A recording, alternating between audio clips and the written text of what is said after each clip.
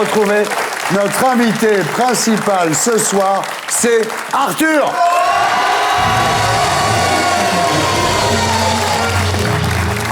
Alors Arthur, bonsoir.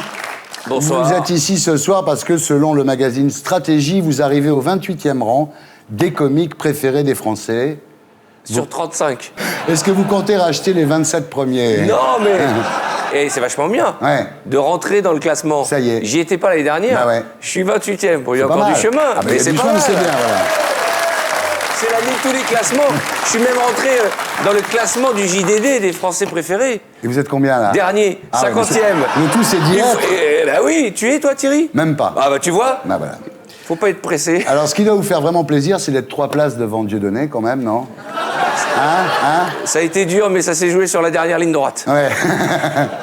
Alors Dieudonné, vous avez été récemment condamné à 3 000 € d'amende pour l'avoir insulté. À ce prix-là, vous n'avez pas envie de recommencer? Je me pose la question. Bah ouais. Je me pose la question. C'est pas si cher finalement. Bah, finalement. Alors Arthur, vous connaissez l'émission. En P1, nous serons tous les deux.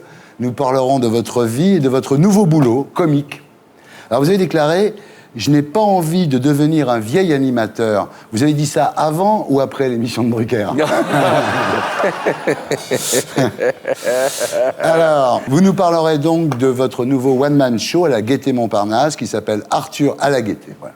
En P2, nous accueillerons 2 nouveaux invités pour commenter avec nous l'actualité de la semaine. Ariel Dombal, mesdames, messieurs.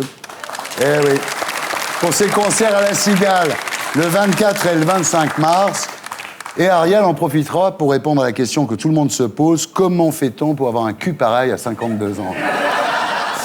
Toujours en P2, nous recevrons Philippe Gildas pour son livre autobiographique « Comment réussir à la télévision quand on est petit, breton, avec de grandes oreilles ?» Et ce, sans coucher, évidemment.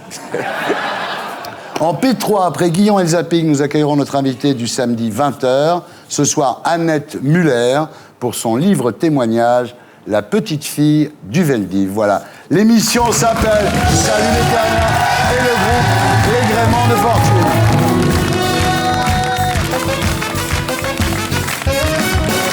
Alors Arthur, bonsoir. Vous êtes donc actuellement sur la scène du théâtre de la Gaîté Montparnasse avec un nouveau one-man show qui s'appelle Arthur à la Gaîté, que j'ai vu. Alors, au niveau métier, immense progrès par rapport au premier spectacle. Vous êtes vraiment devenu bon sur scène, Arthur. Vous êtes devenu un vrai showman. Le spectacle est bien rodé, très pro. Non, parce que je sais qu'il va y avoir un mais derrière. Bien sûr. Vous occupez l'espace, vous maîtrisez le récit, vous placez bien les vannes, vous jouez avec le public. Sur la forme, il n'y a pas de problème. Au niveau du fond, du contenu, là, c'est plus discutable. Alors, le Figaro disait de vous, contrairement à Patrick Timsit, Arthur ne s'embarrasse pas de politique. C'est reposant, certes. C'est sûr, c'est pas Timsit, ça c'est sûr. Mais ça ressemble quand même beaucoup à Gad Elmaleh et Danny Boone, qui sont vos écrasantes figures tutélaires. Comme eux, vous faites un spectacle miroir basé sur l'observation du quotidien. Vous racontez leur vie à des gens qui viennent vous voir, vie de couple, avec les habitudes, les travers du couple. Pourquoi vous ne profitez pas d'être sur scène pour dire des trucs, pour dénoncer des trucs? Alors, d'abord, ce n'est que mon 2e spectacle. Ouais. On n'est pas à l'abri que j'en fasse un 3e. Moi, je suis sûr. Et c'est vrai que je me posais cette question-là aussi. Et peut-être que le prochain, parce qu'on penche déjà au suivant, je vais essayer d'aller un peu plus dans ce qui me touche dans mon quotidien, dans le quotidien des gens, dans l'actualité. Alors, la politique, c'est pas mon truc. C'est parce que j'ai pas cette fibre-là. Et si d'un coup, du jour au lendemain, je me commençais à faire des spectacles sur la politique, ça sonnera un peu faux, en tout cas. Mais bon, reconnaissez que vous êtes venus, la salle était pleine, mais tout le les monde est gens se content, marraient. les gens sont ravis. Non, c'est pas ça. Simplement, c'est vous. Je suis entièrement d'accord avec vous. Monter sur scène, il faut dire un truc une fois qu'on est là-haut. Vous voyez ce que je veux dire? Je suis entièrement d'accord. Bon, mais très bien. Bah, écoutez, alors on attend, on attend le prochain spectacle. Alors, il y a quelques semaines, vous déclariez dans TV Mag « Je suis un artiste ». Est-ce que quand on est un artiste, on a besoin de le dire? Moi, je l'ai toujours été. Ouais. C'est-à-dire que je le rappelle de temps en temps. Parce qu'il y a des gens qui ont l'impression que je le suis que depuis que je suis sur scène. Moi, je pense que ce qu'on fait, alors vous êtes plus journaliste, intervieweur, mais faire de la radio, faire rire à la radio, faire rire à la télé, faire des émissions dans des stades ou faire des spectacles sur scène, c'est être un artiste. Il y a peut-être un truc quand même qui dessert un peu votre nouvelle image d'artiste, c'est que vous êtes toujours dans le business. Vous allez reprendre les boîtes sur TF1. C'est pas du business, ça. Je suis animateur télé, je suis pas le producteur. Vous n'avez pas besoin de faire ça quand même, avec tout l'argent Non, il y a que vous plein de avez, choses qu'on n'a Arthur. pas besoin de faire. Ouais. C'est vrai. Vous aussi, vous n'avez pas besoin de faire cette émission de Si, télé. si, moi j'ai besoin. Bien, alors, donc vous refaites les boîtes, vous avez racheté WeFM. Pour le plaisir. Pour le ça, c'est plaisir. pas pour l'argent. C'est pour le plaisir. produisez- C'était mon rêve que d'avoir une radio. Et c'est un kiff de me mettre sa radio quand on est dans sa bagnole. C'est génial. Vous produisez des films à Paris, à Los Angeles. Oui, tout à fait. C'est pas pour l'argent non plus, cinéma. si, quand même. J'ai produit un film qui s'appelle Cyprien, qui Qui a a bien pas mal marché. marché, qui a fait 700 000 entrées. 700 000 entrées, Ouais. mais pas Vous avez pas 700 gagné 000 de euros. Pas les dessus. Et aux États-Unis, je travaille avec Philippe Rousselet et Philippe a fait des choses formidables et on va produire des films incroyables là, dans les. Le premier film de Tom Hanks, en tous les Il y cas. a le prochain film de Tom Hanks avec Julia Roberts. Ouais. Quand Philippe m'a appelé pour me dire, écoute, on a un projet avec Tom Hanks et Julia Roberts, qu'est-ce que t'en penses? Ouais. J'ai dit oui. Ouais. J'ai dit oui. Forrest Gump, Pretty Woman, j'ai des Bien images, sûr. j'étais môme et voilà. Alors, il y a toujours des rumeurs, évidemment, cette histoire que vous soyez le père de l'enfant de Rachida Dati. C'est incroyable. Comment va Zora? Elle va bien. Ça Elle va, très la bien. petite Zora. Non, mais, Rachida est marocaine et moi je suis moi-même né au Maroc, donc Oui, ça aurait donc. fait un très beau mélange. Voilà. À l'époque de la rumeur, ma mère m'avait appelé pour me dire écoute, on l'aime beaucoup, Rachida. Mais ce qui est fou, c'est la traînée de poudre d'une rumeur. Ouais. Il y a un journal qui m'a appelé pour me dire écoutez, on a des photos, Ouais. donc vaut mieux faire une interview. Ouais. J'ai dit bah, sortez les photos. Ouais. Et en plus, si tu savais d'où est partie cette rumeur, en fait, elle date d'un 31 décembre où je suis allé à une fête où il y a plein de monde. Et au dernier moment, dans la fête, moi, je connais bien Rachida, c'est une amie que j'estime beaucoup. Et elle m'a dit qu'est-ce que tu fais? J'ai dit bah, je vais à une fête. Elle dit bah, je viens avec toi. Et donc d'arriver à une fête le 31 décembre oui, c'est avec normal. elle, la rumeur est partie. Vous pouvez démentir aussi que vous n'êtes pas le père des enfants de Michael Jackson. Alors, dans les rumeurs, il y a l'appartement vendu à Poutine. Ouais, ça c'est un délire. C'est assez aussi. grave, ça, quand même, parce que le journal qui a publié ça, comme le Figaro, c'est pas rien, ils vous ont pas appelé pour vérifier. Mais alors, ils ont rectifié tout de suite. Hein. Bah oui, J'aurais mais demandé bon. un rectificatif, ça a été fait dans les 24 heures. Ce qui est incroyable, c'est qu'il suffit d'aller sur Internet Oui. et d'aller au cadastre et tu vois tout de suite à qui Bah oui. l'appartement a été vendu. Oui. Et en fait, pourquoi cette rumeur? Il y a toujours un fond de vérité. J'ai habité à l'époque cet appartement à 300 mètres dans l'ambassade russe. Ah ouais. Il y avait même une rumeur qu'il allait faire un souterrain entre l'appartement et l'ambassade. C'est extraordinaire. Et le pire, c'est le gars qui a acheté l'appartement, qui a été emmerdé à mort. Ouais. Alors, il y a aussi une rumeur, c'est la maladie rare. Oui, on a dit- Allergique au kiwi. Ouais, ouais. J'adore. J'ai eu 2 fois, une fois France Dimanche, je crois, de mémoire, une fois ici Paris, dans les kiosques, Arthur, la grave maladie orpheline. Ouais. La première fois, donc tu lis le magazine en flippant, j'étais allergique au kiwi, et là récemment, allergique au gluten. Ah oui. Mais si tu fais la une du journal, tu dis merde, Ouais. qu'est-ce que j'ai fait encore? Il y a l'installation en Belgique, évidemment. Oui, alors là, ça a été très sérieux. Ouais. Oh, et puis alors là où les Belges sont plus forts que les Français dans la rumeur, c'est que non seulement ils ont annoncé que je m'installais en Belgique, Pour fuir le mais fisc. exactement, mais ils ont réussi à interviewer mes voisins. Oui, ah oui. Donc, t'as quand même un mec dans le journal qui dit oui, il est sympa, il dit bonjour dans l'ascenseur, il fait son marché ici. Alors que non, j'étais juste en train de répéter mon spectacle à Bruxelles. Et puis après, il y a les pires rumeurs, celle qui a été lancée par Dieudonné. Arthur finance l'armée israélienne. C'est une vraie volonté de nuire. On lance pas ce genre de bêtises par hasard. Donc quand on dit que je finance au travers de mes sociétés l'armée israélienne qui tue des pauvres enfants C'est palestiniens, ce qu'a dit Dieudonné, oui. et c'est repris dans un journal très sérieux comme Le Monde, à partir du moment où c'est écrit dans Le Monde, tout le Ouais. monde le croit. D'ailleurs, quand Le Monde a dit que mon spectacle était super, tout le monde l'a cru. Absolument. Mais ce que je veux Non, dire, c'est non, que c'est vrai. je me suis retrouvé pendant de nombreux mois, chaque soir avant de jouer sur scène, avec des manifestants Ouais, je sais. devant le théâtre et des banderoles avec des photos d'enfants ensanglantés, avec marqué Arthur égale sioniste, égale SS, Arthur finance l'armée, finance les massacres des enfants. Il finance la colonisation. Exactement. Et ça a été d'une rare violence, parce que c'était d'abord totalement fou, totalement injuste, que moi, en tant que père, de voir ces enfants en banderole, franchement, ça m'a défoncé, ça m'a brisé, j'en dormais pas la nuit. Surtout Et avant de faire un spectacle comique, en que plus. j'ai joué des fois dans des théâtres de 1000 Ah ouais. places devant 40 personnes, parce que le public n'avait pas pu rentrer ou parce qu'au Ouais. dernier moment, de voir des manifestants, ils Oui, sont ils rentrés avaient chez peur. eux. Bah oui. Mais je ne voulais Ouais. pas annuler. Et puis j'ai écrit cette tribune dans Le Monde, et puis ça s'est arrêté net. Donc je crois en la vérité, je crois même en la justice, et j'ai gagné contre Dieudonné. Il a été condamné. Et voilà, j'espère que tout ceci est de l'histoire ancienne. Mais il faut faire attention parce que c'est comme ces rumeurs où d'un coup on dit qu'un mec est pédophile et il finit par se suicider. Je peux comprendre le mec. La violence d'une rumeur, quand elle est négative, quand elle est nauséabonde, c'est inexplicable, c'est une sensation terrible. Maintenant, c'est passé. C'est fini. Et j'espère que c'est fini. Voilà. Bien, c'est bien. Alors, on n'a pas le droit de parler politique aujourd'hui parce que c'est la veille donc des élections régionales. Mais vous avez déclaré quand même... C'est pour ça que j'en parle pas dans mon spectacle, Thierry. C'est à cause des élections pour respecter régionales. les régionales. Voilà. Alors, vous avez quand même déclaré quand Sarkozy parle, il me donne envie de l'écouter. Vous savez qu'on dirait du Stevie quand même. Ça. Je n'ai jamais caché mon amitié pour le président de la République. Je l'ai connu en 96. Et franchement, quand il faisait ses discours, on parlait des meetings. J'avais assisté à un meeting, j'avais envie de l'écouter. Ouais. Il vous admire beaucoup aussi, Sarkozy, mais faites gaffe parce qu'il admire aussi Chimène Badi, Hervé Villard.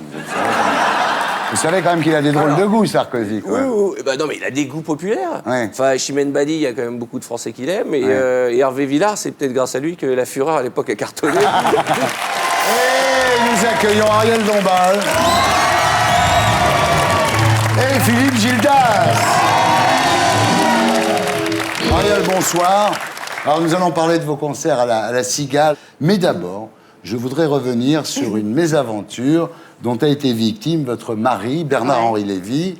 Dans son dernier livre, De la guerre en philosophie, Bernard cite au sujet de Kant un auteur qui s'appelle Botul, qui en fait n'existe pas, qui a été inventé. Non, il n'est pas inventé. C'est un type qui est agrégé de philo, qui est un écrivain, qui s'appelle Pagès, et qui, quelquefois, écrit des livres sous le nom de Botul. Voilà, c'est un canular. Mais la vraie question, en fait, c'est est-ce que cela vous a amené à douter des magnifiques citations d'auteurs célèbres avec lesquels Bernard-Henri Lévy vous a séduite? Eh ben non, je ne doute pas une seconde, même pas une microseconde, pas une nanoseconde de tout ce qui sort de sa bouche. J'ai repensé à l'époque, il vous disait, comme l'a écrit Descartes, Ariel, tu as des seins sublimes. Non.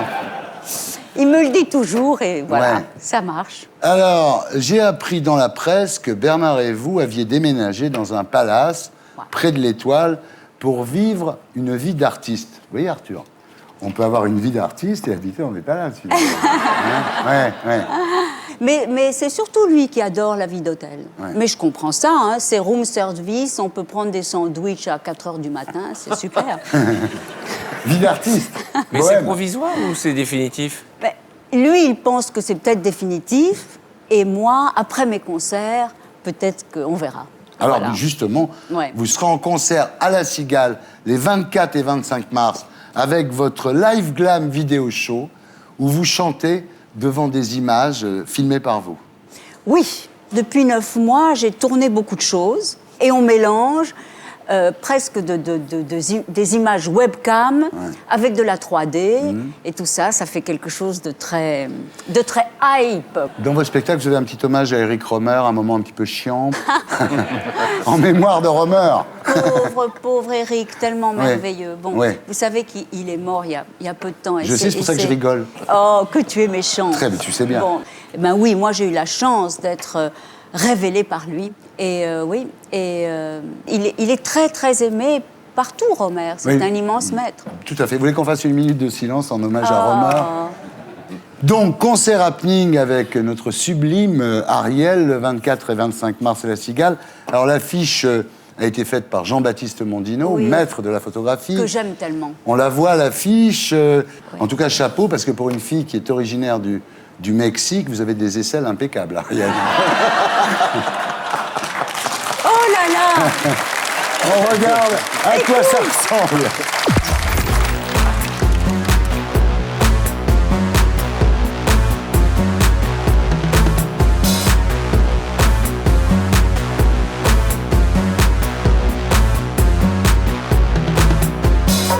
Vous êtes animal, je suis animal depuis toujours.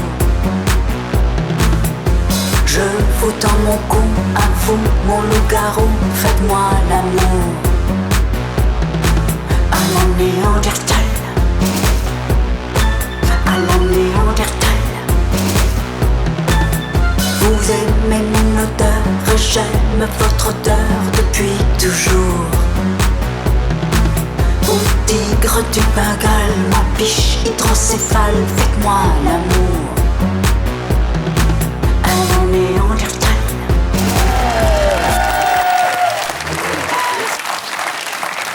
Je trouve ça génial. Hein? Moi, ça m'éclate. Moi, Ah oui, elle m'a toujours c'est- éclaté, Ariel. D'abord, parce qu'elle est, rien ne l'arrête. Et je pense qu'elle aurait été extraordinaire dans les années 80, à l'époque de Basquiat, Ouais, Waron, ouais, le Studio ouais. 54. On imagine ce genre de happening et tout. En plus, je pense que le disque est assez 80 finalement. Donc voilà, il y a une espèce d'esthétique comme ça, pop, psychopop. C'est surtout très sexe quand même. D'ailleurs, j'aimerais qu'elle nous précise qu'est-ce que ça veut dire « fais-moi l'amour à la Néandertal Et ben ça, ». Non, mais c'est intéressant de On savoir. pourra le faire chez nous après. mais- Qu'est-ce que ça veut dire, Voilà. Ariel, fais-moi l'amour à la Ah, Néandertal. Néandertal.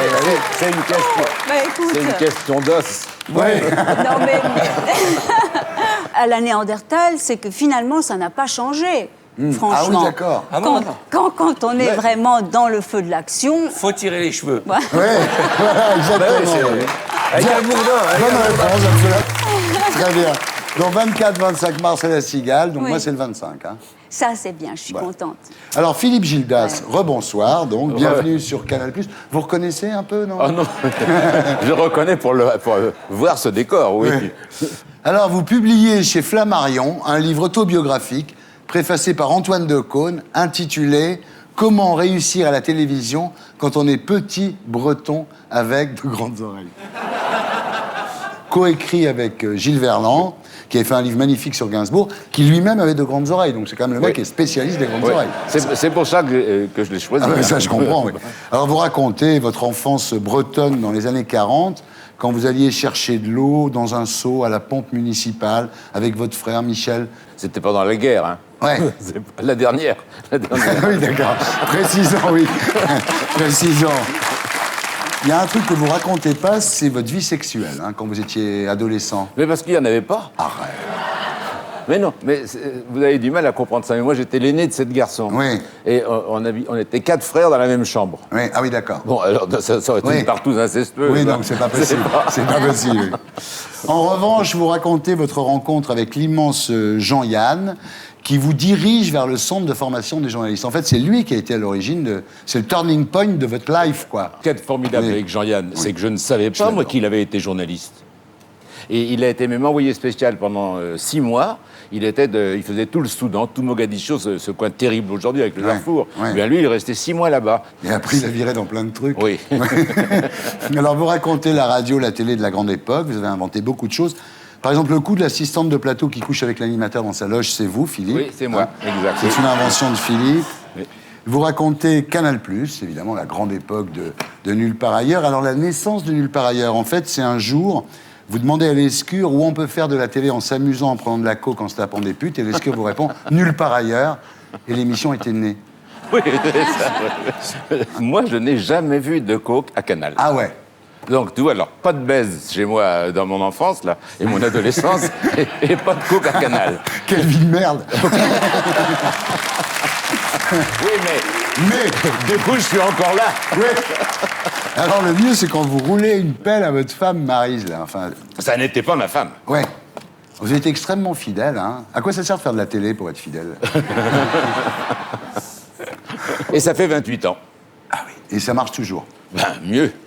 Alors, aujourd'hui, vous dirigez Vivolta, donc, qui est une chaîne, au départ, pour les seniors. Non, en fait, on s'est rendu compte qu'on avait surtout une dominante femme de plus de 35 ans. Voilà, Ouais. c'est tout. Donc, c'est pas une question d'âge, c'est plus une question de disponibilité. Et la grande idée de la chaîne, c'est qu'ils mettent le son plus fort. Ça n'est pas Et puis, il y a possible. des bandeaux qui passent en bas. Pensez à vous hydrater aussi. Non, mais... Ce qui est drôle, d'ailleurs, c'est qu'on n'a jamais eu une seule pub pour le 3e âge. Ah oui. Mais c'est une catastrophe. Alors, on passe maintenant aux commentaires de l'actualité de la semaine. Je voudrais préciser qu'en raison des élections régionales demain, c'est demain, oui, nous ne pouvons pas parler de politique ce soir. Donc, on parlera de télévision. Et c'est Christophe Nick, auteur du documentaire Jusqu'où va la télé, que nous retrouverons sur ce plateau après le magnéto. Eh, vous, là, sur votre canapé, si Ardisson vous ordonnait de tuer quelqu'un, est-ce que vous seriez prêt à lui envoyer une décharge de 420 volts? On ne bouge pas pendant la décharge. Oh ouais, pas la peine de dire non. 80% des candidats à la télé font exactement tout ce que leur dit la gentille animatrice. Ne vous laissez pas impressionner, il faut continuer. C'est ce que prouve un documentaire que diffusera France 2 la semaine prochaine. Il s'agit de l'adaptation d'une expérience scientifique américaine qui prouve que face à un cas de conscience, on est toujours bien content de laisser une autorité décider à notre place. 80 cobayes ont participé sans le savoir à l'expérience intitulée Bonsoir, bienvenue sur le plateau de la zone extrême. Le principe, envoyer des décharges électriques au candidat qui donne une réponse fausse. Alors bien sûr, celui qui est censé recevoir une décharge est un comédien. Et le César est attribué à... Laissez-moi partir! Laissez-moi partir! Mais le cobaye ne le sait pas. Et malgré les cris de douleur qu'il entend, dans 80% des cas, il envoie des décharges de plus en plus fortes jusqu'à l'intensité maximum. Laissez-moi partir! Sur France 2, ils ont sobrement baptisé ce documentaire « Le jeu de la mort ». Bon, c'est vrai que c'est hyper racoleur comme titre, mais attention, quand France 2 fait du racolage, c'est pour dénoncer le racolage. Du coup, entre deux séances de torture, au lieu d'avoir une page de pub comme sur TF1, eh ben on a un gros barbu qui vient nous faire la leçon. Chaque poussée de manette les engage dans la situation, les engage dans l'obéissance. Laissez-moi partir! Laissez-moi partir! Voilà, c'était l'édito de Blacko, mise en image de Julien Grappe. Christophe Nick, bonsoir. Bonsoir. Vous êtes journaliste, documentariste. France 2 diffuse mercredi et jeudi 2 documentaires intitulés « Jusqu'où va la télé ?» Alors d'abord, le jeu de la mort, ça c'est mercredi. Ensuite, le temps de cerveau disponible, ça c'est jeudi. Alors le jeu de la mort, quel est le principe ? Le principe, c'est d'essayer de mesurer le pouvoir de la télé. On voit sur la TNT, un peu partout sur Terre, des programmes de plus en plus extrêmes. Et qui font planer l'odeur de la mort. Donc, pour mesurer le pouvoir de la télé, on a transposé cette expérience de Milgram, qui est très célèbre, tout le monde a vu Icom Icare. Icom Icare avec Yves Montand. Et qui montrait que 62% des gens se soumettaient à des ordres abjects d'un scientifique, sous prétexte d'aider la science à faire un travail sur la mémoire. Bon. En transposant rigoureusement exactement les mêmes paramètres sur un plateau de télé, on pouvait mesurer est-ce que la télé a le même pouvoir que la science, ou plus ou moins. Alors, 80% des questionneurs ont envoyé 460 volts au faux candidat. On ne sait pas trop combien c'est 460 volts. Quand on met le doigt dans la prise, c'est combien de volts ? 220. Ah bon, d'accord. À 180 volts, l'acteur reprend le CNO de Milgram et dit « Stop, j'arrête, je veux plus ». Et donc les gens sont placés devant une contradiction qui est leur partenaire dit « J'arrête ». Et à ce moment-là, l'animatrice dit « Non, vous devez continuer, le jeu l'exige ». Et l'essentiel des gens se trouvent sommés de devoir continuer et n'arrivent pas à désobéir. Alors justement, il y en a 64 sur 80 qui obéissent et 16 seulement sur 80 qui désobéissent. C'est pas beaucoup. Les gens étaient tellement embrouillés, tellement dans ce que Milgram appelle l'état agentique, donc devenant agent de transmission des ordres. L'état agentique, c'est quand on supporte quelque chose que l'on fait contre ses valeurs. C'est ça qui est le plus dingue. À la télé, on ne sait pas comment résister à l'abus de pouvoir qu'on vous donne. Et c'est ce qui vous explique tous les programmes de télé-réalité délirants qui ont été inventés depuis 10 ans et où on voit les gens faire des choses complètement aberrantes qui sont juste le fruit de pression, d'une emprise qu'exerce la télévision, que ce soit l'animateur, ses caméras, le chauffeur de salle qui peut dire au public d'applaudir quand ils veulent, et les gens vont applaudir en se disant c'est complètement con d'applaudir, mais le font. Il y a un exemple extraordinaire de soumission que vous aviez fait il y a quelques années, qui était avec Michel Rocard. Voilà, donc un Premier ministre, protestant, digne, Premier ministre, voilà, morale absolue. Il vient chez vous pour présenter un de ses livres. Vous l'embarquez. On parle du livre pendant 20 minutes d'abord. Forcément, c'est un amorçage. On l'a diffusé, l'amorçage. Aucun problème. Et puis on rentre sur l'intime. Pourquoi il vous dit pas « Non mais arrêtez là ». Parce qu'il est à la télé. Parce qu'il est sous l'emprise, c'est même pas forcément vous. C'est vraiment une situation qui crée ça. Donc, vous voulez dire que ça serait arrivé avec un bon animateur pareil ? Désolé de vous le dire. Ça arrive avec Tania Young pour faire tuer des gens. 80% des gens obéissent à Tania Young. Mais c'est à l'intérieur d'un jeu. Mais évidemment, le fait que ce soit un jeu amplifie la brouille des repères. La panique est telle chez les gens qu'ils ils sont obligés d'obéir. Et le pire, c'est ça, c'est qu'ils ne sont pas armés pour résister à ça. Ils ne savent pas comment faire. Alors Arthur, en tant qu'ex-patron d'Endemol, il y a longtemps que vous saviez tout ça, vous. Moi, je suis d'accord avec monsieur. Il y a des limites à la télévision. Maintenant, est-ce que le fait que ce soit dans le cadre des émissions de télé, les candidats, je pose la question, se disent pas, il peut rien arriver, c'est la télévision. C'est juste la question que je pose. Évidemment, ils font confiance à l'autorité. Exactement. Est-ce que les téléspectateurs viendraient ou est-ce qu'ils s'enfuiraient en regardant un jeu comme celui-là? Ça cartonnerait.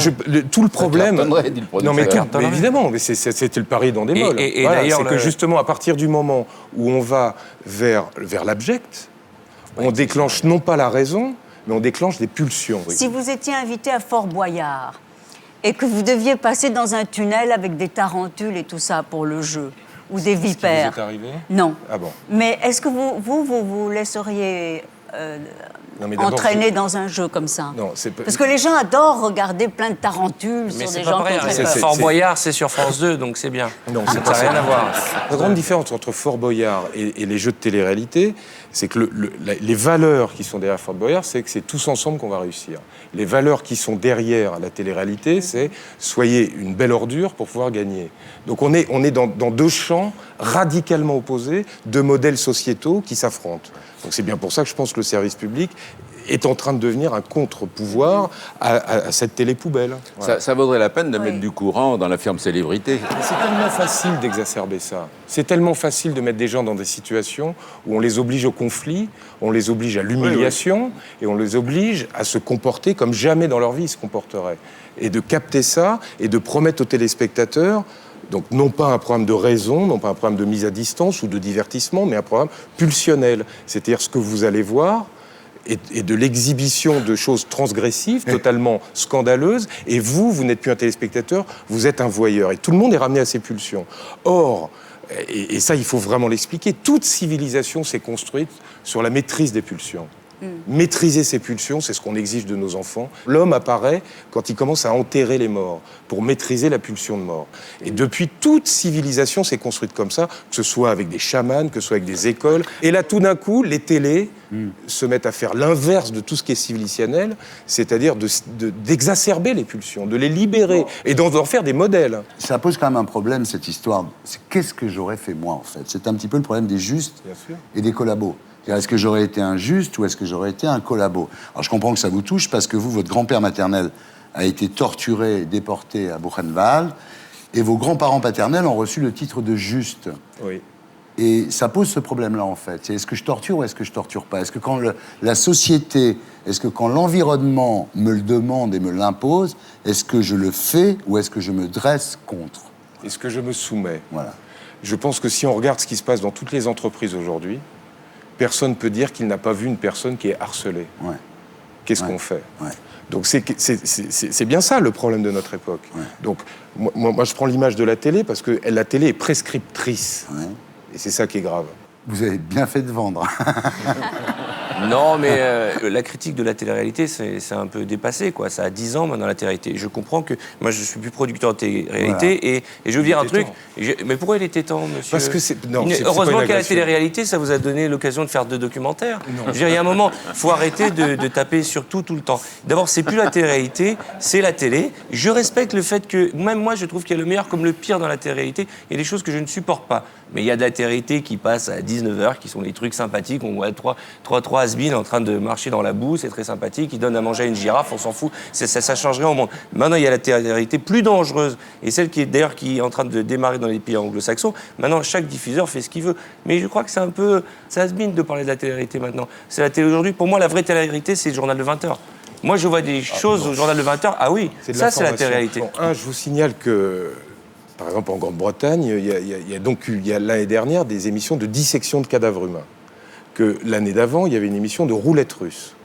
Qu'on en est déjà là, que vous connaissez très bien ce sport qui est interdit partout sur Terre, qui s'appelle l'Ultimate Fight, des combats sans limite. Vous le voyez sur RTL 9. C'est interdit en France de le pratiquer, mais par le satellite, on le reçoit et c'est diffusé là. Regardez ce qui se passe sur la TNT. Voilà, donc maintenant on touche au corps, on peut faire de la chirurgie esthétique pour ressembler à n'importe quel modèle que la télé nous impose. On trifouille dans les cadavres. On est passé à la pulsion de mort. On est passé à des choses graves. Vous parlez de choses, je suis entièrement d'accord, qui sont extrêmes, mais qui sont minimes par rapport à une grille de programme de 24 heures par jour. L'île de la Tentation, pour moi, c'est quelque chose d'absolument dingue. Je ne sais même pas comment ça a été possible que le CSA ne s'oppose pas à ça. On est en 2010 et on est dans un siècle qui avance avec le meilleur comme le pire. Et malheureusement, ces mouvements-là, ils sont inarrêtables. Non, absolument pas d'accord. Ce genre de spectacle n'a pas toujours existé. Mais ça existe depuis les arènes romaines, monsieur. Les arènes gladiateurs, on les rentrait dans des arènes et c'est le public qui décidait si on les mettait à mort ou pas. C'est très bien. Aujourd'hui, c'est Greg. C'est Greg à qui on doit dire à mort ou pas à mort. C'est pas très grave. On appelle ça... Et en plus, n'applaudissez pas parce que il va vous traiter de chien de Pavlov. J'en parle en tant que téléspectateur, vous voyez ce que je veux dire. Et la deuxième chose, c'est que je pense que tous les mômes qui regardent, parce que ces émissions sont adressées aux mômes, ils sont plus intelligents qu'on l'imagine. D'abord, ils regardent moins la télévision, ils sont plus sur Internet aujourd'hui. Et que le vrai problème, pour moi, il n'est pas sur la télé-réalité contrôlée qui passe à la télévision, qui est montée, calibrée, organisée. Le problème, il est sur Internet. C'est ce qui se passe sur Internet, le vrai problème. Ce qu'on vit aujourd'hui est le symbole d'une décadence. Contrairement à ce qu'on pense, on croit qu'on est dans des sociétés où, Martin Luther King, Mandela, Havel, De Gaulle, tous nos grands héros sont des rebelles. Ouais. Mais on adule les rebelles et en même temps, on est parfaitement consentant. L'idée n'est pas de dire que l'homme est mauvais, parce que ça, c'est pas vrai. Ces gens-là ne voulaient pas le faire. Ouais. Et ces gens sont vraiment moi, vous, tous, c'est nous. Ce film est sur nous. Oui. Bon. La vraie question est sur les pouvoirs qui décident d'abuser de leur autorité. Ouais. Car on n'obtient pas cette soumission si l'autorité n'est pas légitime. Voilà. Ouais. La science est légitime à vous dire brosse-toi les dents comme ça, mettez-vous là, prenez ces médicaments, faisons cette expérience et tout. Eh bien, il se trouve que la télé a visiblement une légitimité Elle a encore remplacé plus la dingue. religion, c'est ce que vous dites à la fin du... Elle a une emprise encore plus forte dans nos sociétés occidentales. Que les curés. Parce que c'est... Tu vois, Philippe. Ça fait un bout de temps qu'on le dit que la télé, c'est l'opium du peuple, comme était la religion précédemment. Alors, vous savez un truc, Nick, c'est que sur la chaîne de Gildas, il y a le même jeu. Avec des décharges de tisane.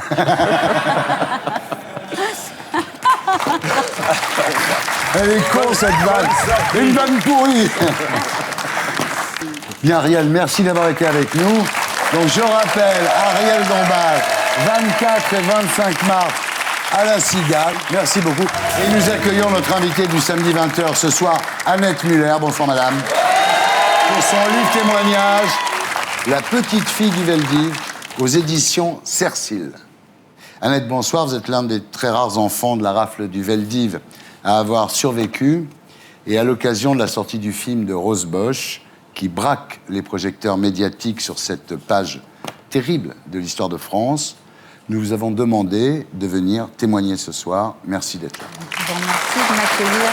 On vous écoutera à 20h. En attendant, j'accueille Stéphane Guillon.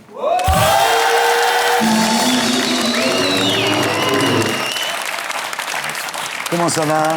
Ça va bien, et vous? Très bien. Et c'est vrai que vous portez beau encore. Hein. Par rapport à Gildas, tu veux dire? N'écoute pas. À vous, Stéphane, pour la semaine.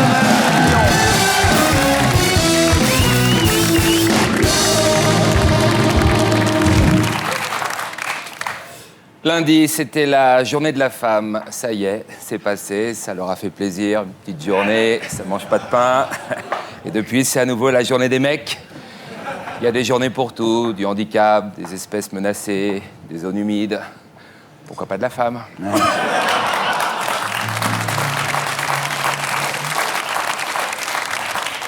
Vive émotion aux États-Unis où la Barbie noire est vendue au rabais $3 au lieu de $6 pour la Barbie blanche. Bah oui, mais bon, la Barbie noire, elle trafique de la drogue, elle vole. C'est une Barbie délinquante, c'est pour ça qu'elle est moins chère. Voilà. Alors, si vous avez les moyens, offrez-vous le coffret Barbie Éric Zemmour. Que des Barbies blanches. C'est plus cher, mais vous n'aurez aucun problème. La Barbie blanche.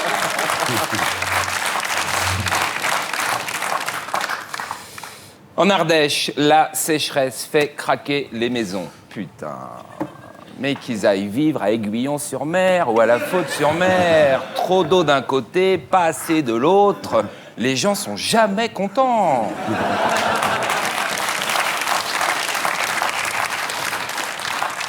À l'occasion du gala des Restos du Cœur, Mimi Matisse s'est déguisée en Miss France. Faut vraiment résoudre le problème de la faim en France. Ça devient insupportable. Un homme décapite son épouse qui se refusait à lui depuis 27 ans. 27 ans, déjà 3 jours, ça énerve. Alors, l'article ne dit pas s'il se l'est faite après. En tout cas, s'il se l'est faite, ça ne l'a pas rassuré. Chérie, c'était bon? Tu réponds pas? Tu dors? Ça y est, t'as tiré ton coup, j'existe plus. Gildas, 28 ans avec Maryse. Mais j'ai pas de couteau, hein. Un scandale d'abus sexuels éclabousse le frère du pape. Des centaines d'enfants ont été abusés à Rastibonne, un établissement où Georges Ratzinger dirigeait une chorale. Les parents du pape, ils n'ont pas eu de chance. 2 garçons, un ayant appartenu aux jeunesses hitlériennes et l'autre qui a dirigé un établissement bourré de pédophiles. Il y a des familles quand même. J'espère qu'ils n'ont pas de filles. Sinon, elle doit tapiner au bois de Boulogne.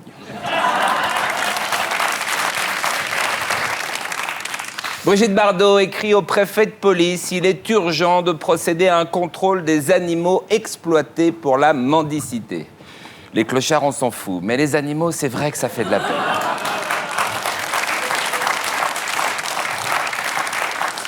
En exclusivité, voici le titre du prochain Marc Lévy. 1, 2, 3.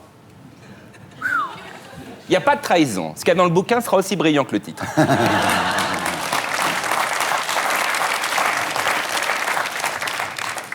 Pierre Berger, qui s'en était pris violemment au Téléthon, présente au Petit Palais une exposition de robes Yves Saint-Laurent. Ah, bah oui, là, il y a un maintien, une élégance, ça ne baffe pas, c'est magnifique, hein. Ça a quand même plus de gueule qu'un parterre de myopathes, non, c'est très beau.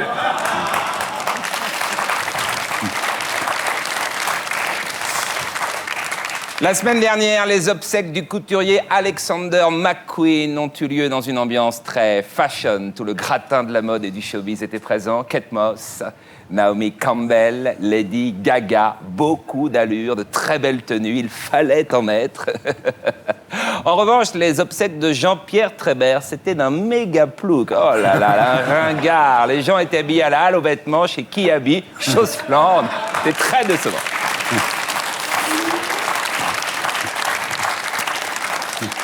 « 500 salariés de France Télécom ont investi leur nouveau locaux, le Balthazar, surnommé d'ores et déjà le bâtiment anti-suicide. En effet, toutes les rambardes de sécurité ont été rehaussées de 2 mètres. Faut pas baisser les bras, les gars. Il y a certainement une faille quelque part, un endroit où on peut accéder au toit ou à la terrasse et se balancer dans le vide. Faut y croire. Hein, faut y croire. Sinon, il y a toujours la solution de vous jeter sous les roues d'une voiture en sortant du bureau. On ne lâche rien.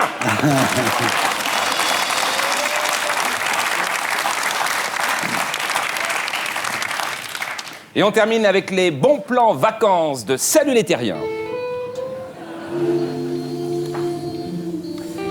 Si vous rêvez d'aller à Venise et que malheureusement vous n'en avez pas les moyens, cette semaine nous vous proposons l'île de Ré. Promenades en bateau au milieu des habitations, plongée sous-marine, excursion à dos de pompiers, élitreillage et enfin, la veillée éclairée à la bougie. De quoi remplacer largement la cité des Doges. Merci.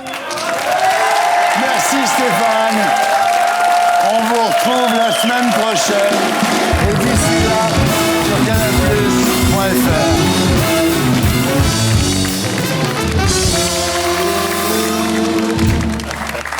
On passe maintenant à l'invité du samedi 20.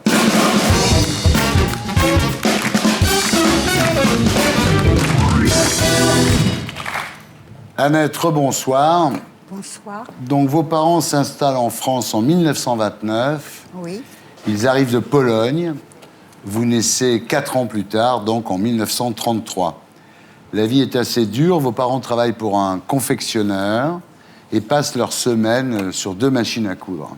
Oui. Il y avait comme une ambiance assez joviale dans la maison à cette époque-là. Ah oui, parce qu'on s'amusait beaucoup. On avait beaucoup d'amis qui venaient à la maison.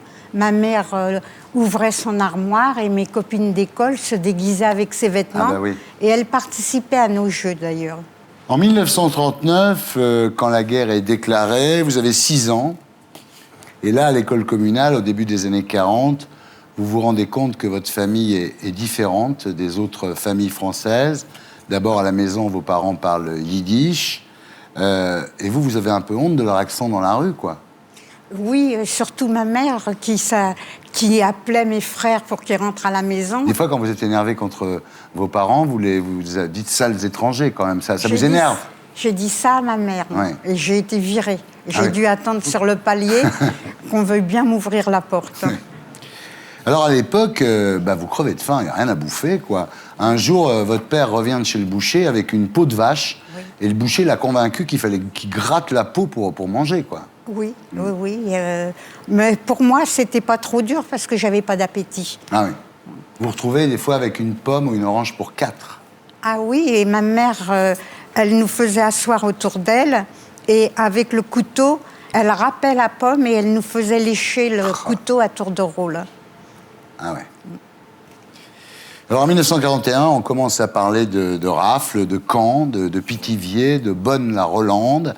Des lettres assez alarmantes arrivent de Pologne, où une partie de la famille de vos parents était restée. Oui, j'ai appris que la mère de mon père avait été emmenée sur la petite place de la ville, devant le palais de justice qui était près de l'église. Ouais. Et ma grand-mère, il paraît, a supplié qu'on la fusille d'abord pour pas voir ses enfants mourir. Ouais. Et ils ont fait exprès de fusiller d'abord mes oncles et ma tante.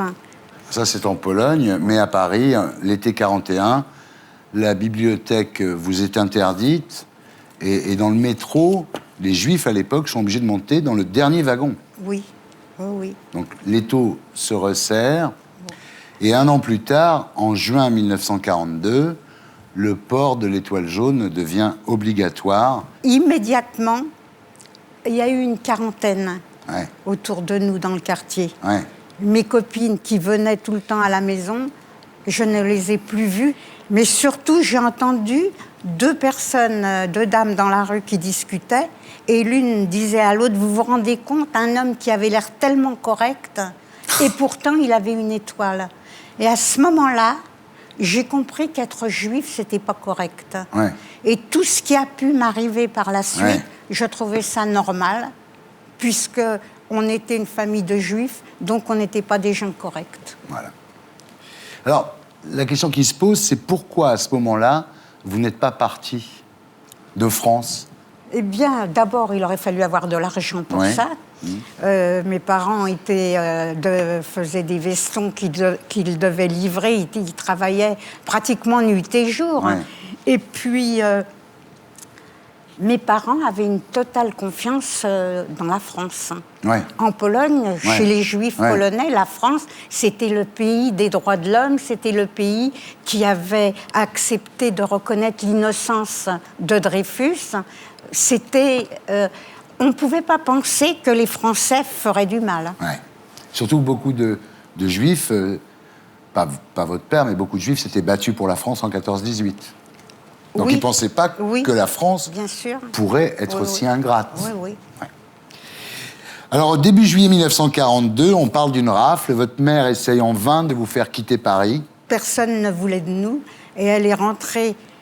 c'est le directeur de l'école qui a prévenu mon père qu'il allait y avoir une rafle d'hommes, comme ça avait été le cas jusque-là. Oui. Donc, ma mère a accompagné mon père chez une amie à quelques maisons de là, et elle lui a dit « Je vous confie mon bien le plus précieux ». Et elle est rentrée à la maison avec nous, voilà. Alors le soir du 16 juillet 1942, dont votre père est caché ailleurs, parce qu'on parlait d'une rafle effectivement d'hommes, mais personne ne pouvait imaginer que les enfants seraient raflés aussi. Même pas les Allemands, puisque c'est Pétain, Laval et Bousquet qui ont proposé aux Allemands de le faire.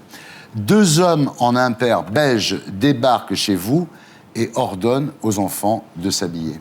À ce moment-là, votre mère se jette à genoux et supplie ces 2 hommes en disant « Emmenez-moi, moi, mais pas mes enfants ». Et à ce moment-là, les types la repoussent du pied.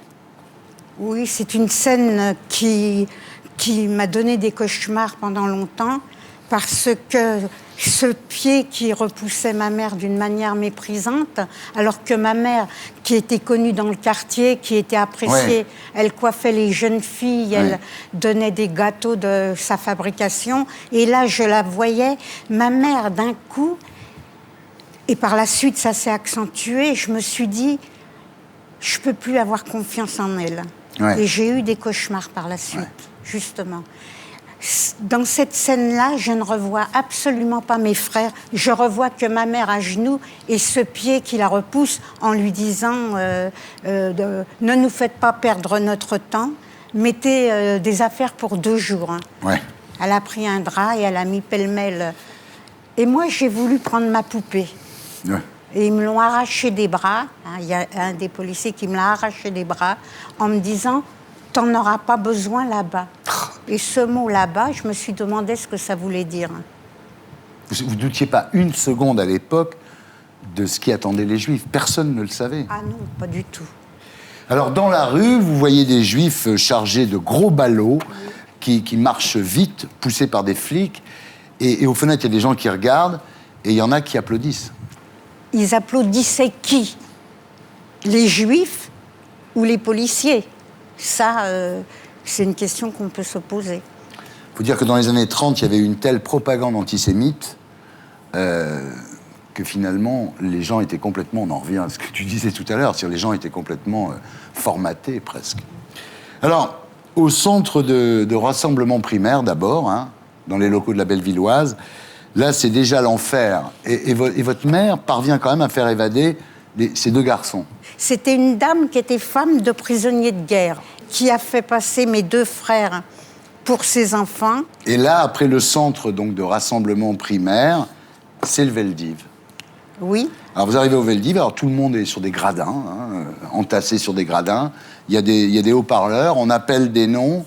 Et la rumeur qui court, c'est qu'en fait, les noms qu'on appelle, ça signifie la libération immédiate. Oui, c'est ce que les gens pensaient. Ce qui m'avait frappé au Veldiv, c'était les gens qui avaient le cou tendu vers les haut-parleurs et ce bruit constant et ces lumières des globes comme ça qui ne s'éteignaient jamais. Et puis, on a tout de suite pataugé dans les excréments, on n'a pas eu à boire, on n'a pas eu à manger. Comment se fait-il qu'à ce moment-là, il n'y ait pas de révolte? Des mères avec des enfants, elles pensent d'abord à leurs enfants. Voilà, donc après, c'est le camp de Beaune-la-Rolande, après, c'est Drancy, et après, pour beaucoup d'entre eux, Auschwitz. Oui. C'est pour ça que j'ai voulu témoigner, que j'ai voulu qu'on parle de ces enfants qui étaient avec moi au Veldiv, parce que justement, on ne voulait pas en parler. Et quand on m'a demandé de trouver un titre à mon livre, en 91, quand on a voulu l'éditer, on m'a demandé de trouver un titre. Et j'en ai parlé à ma collègue, je lui ai dit « Qu'est-ce que tu penses de la petite fille du Veldiv ?» Et elle m'a dit « La petite fille, ça va, mais le Veldiv, personne ne va savoir ce que c'est. » Voilà. Il faudra attendre 1995 pour que le président Chirac demande pardon et reconnaisse la culpabilité de l'État français. Est-ce que vous pensez que la faute de la France est inexpiable? Non, je ne pense pas ça. Je pense qu'il aurait dû y avoir le procès Bousquet, par exemple. Et j'étais comme témoin à son procès et j'ai dit « Je regrette que Bousquet ait été tué. » J'emploie pas le terme assassiné. J'aurais préféré qu'il y ait un procès, mais pour moi, je le dis franchement, l'air est plus pur. Et je me suis fait gronder par l'avocat général qui m'a dit « Vous n'avez pas honte de parler comme ça, vous, une fonctionnaire ?» Parce qu'effectivement, je travaillais dans une mairie, j'étais fonctionnaire. Et j'ai répondu « Si la France m'avait fait justice plus tôt, j'aurais pas accumulé de la rancœur en moi. » Mais là, maintenant, Je pense que les générations actuelles ne sont pas responsables. Et puis on ne sait pas effectivement qu'est-ce qu'on aurait fait, pris. C'est pas facile de désobéir. Ouais, c'est exactement ce que tu racontes dans ton documentaire d'une certaine façon. Je peux rajouter juste une chose. On ne parle jamais de la résistance des Juifs eux-mêmes. Ah oui. Voilà. Tu demandais pourquoi il n'y a pas eu de révolte. À Beaune-la-Rolande, à Pithiviers, il y a eu des manifs de familles qui venaient dès 41. Le comité de la rue Amelot a fédéré une dizaine d'organisations juives d'entraide. C'est-à-dire que ce sont des humanitaires qui se sont préoccupés des gens et qui se sont très vite fédérés dans le sud de la France avec les organisations protestantes, qui ont créé le comité de Nîmes. Il s'est passé des choses qui sont très peu étudiées parce que c'est de l'humanitaire, c'est pas de la politique, c'est pas noble, voilà. Mais il s'est passé quelque chose et franchement, réécrivons l'histoire des Juifs de France sous cet angle-là. Il s'est passé quelque chose qui est de l'ordre de l'individuel, de l'ordre de la désobéissance, qui est de l'ordre de... Mais il y a eu un mouvement, voilà. C'est émouvant de vous entendre parler parce que c'est la vérité, c'est concret, c'est pas les films, c'est pas, hélas, les documentaires, c'est ce qui s'est vraiment passé. Vous êtes un témoin direct de ces horreurs. Et il y a le film, La rafle du Veldiv, il faut aller le voir. Tout à fait. Ne serait-ce que pour découvrir ce qui s'est passé. Et sans porter de jugement, mais juste, voilà, c'est une page de l'histoire de France qui n'est pas la plus joviale, vous avez raison. Moi, je suis très ému de vous entendre et je trouve que vous avez une dignité extraordinaire et on ne sent pas de rancœur en vous. Merci de votre témoignage. Voilà, c'était Salut les Terriens avec Ariel Dombal pour son Live Glam Vidéo Show 24-25 mars à la Cigale. Philippe Gildas pour Comment réussir à la télévision quand on est petit, breton, avec de grandes oreilles, chez Flammarion. Arthur, pour Arthur à la Gaîté Montparnasse. Christophe Nick, pour Jusqu'où va la télé, sur France 2, mercredi et jeudi prochain. Annette Muller, pour La petite fille du Veldiv, aux éditions Cercil. Merci Annette.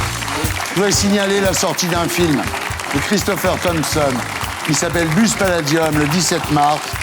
Une très belle histoire d'amour sur fond de rock'n'roll. Merci à toute l'équipe qui m'a aidé à faire cette émission. On se retrouve samedi à 19h. Et d'ici là, sur canalplus.fr, je vous laisse avec mes amis d'Action Discrète et de Groland Magazine. À la semaine prochaine. Salut les Terriens.